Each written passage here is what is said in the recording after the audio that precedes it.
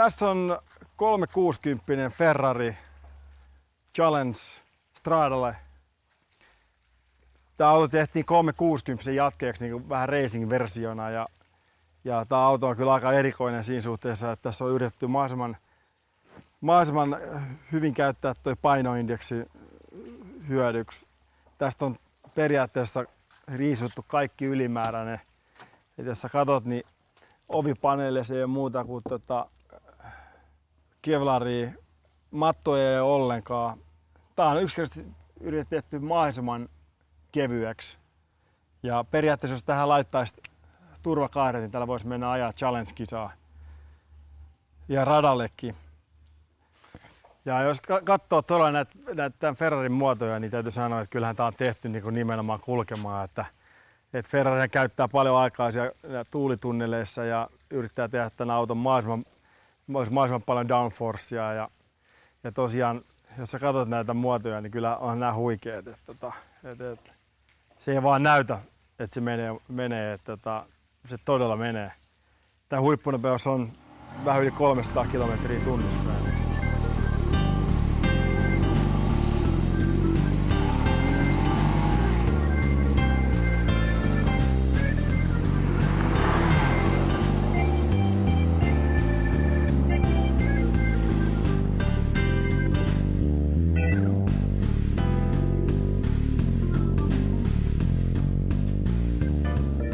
Sitten voidaan katsoa tuonne konepellin alle. Niin kuin mä sanoin, siellä löytyy tää takata. Siellä laittu hieno lasi tuohon päälle, että jengi pystyy näkemään sen koneen tästä ulkopuolelta. Ja siinä se on V8, 460 heppaa. Ja tosiaan eristeitä ei hirveästi ole, että kun tätä oikein löylyttää, niin äänet on kyllä sen mukaisesti. Mutta jos katsoo tätä jälkeen, niin kyllähän tämä on niin kauniisti tehty kuin vaan voi olla. Et tosiaan tuolla nuo shakeit, niin ne on tilannut näitä moottoreita pöydän jaloiksi. Niin siinä täytyy olla aikamoinen Ferrari-fani, että lähtee semmoiseen leikkiin ja ehkä vähän muutama ylimääräinen dollarikin.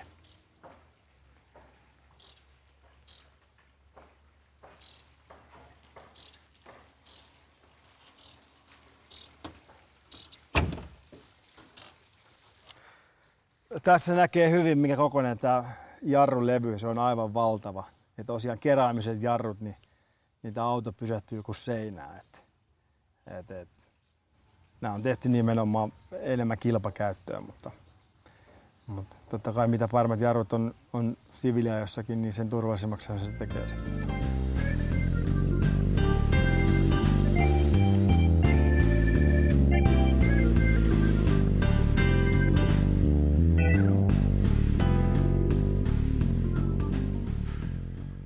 Sitten jos mennään tänne sisään, niin tästä näkee hyvin, että esimerkiksi nämä penkit on ihan niin kuin kilpapenkit ja ne on tehty sillä lailla, että nämä sivuttaiset tuet on niin hyvät tässä sivussa, että sä et pääse yhtään liikkumaan edes takaisin, vaan että sä niin kuin oikein imeydyt siihen penkkiin ja se tekee ajamisen ja varsinkin radalla niin todella helpoksi.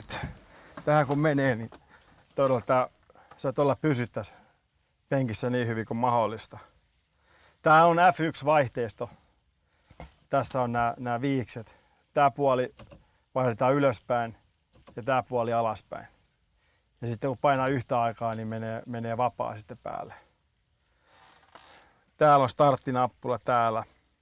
Ja sitten täällä on erilaisia ohjaimia. Eli tästä kun painaa, niin tulee race mode päälle. Eli silloin tietokone aktivoi kaikki alustat ja kaikki vaihdelaatikon mahdollisimman nopeaksi ja nimenomaan tehty radalle tää.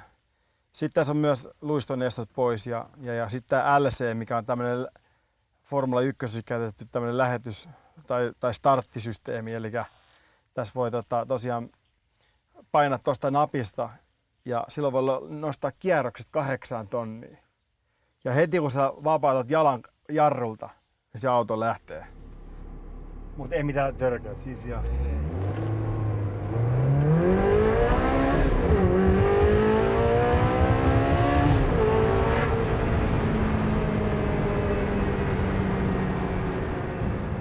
Formula 1 vaihteistohan tekee tästä ajamisesta äärettömän helpoa.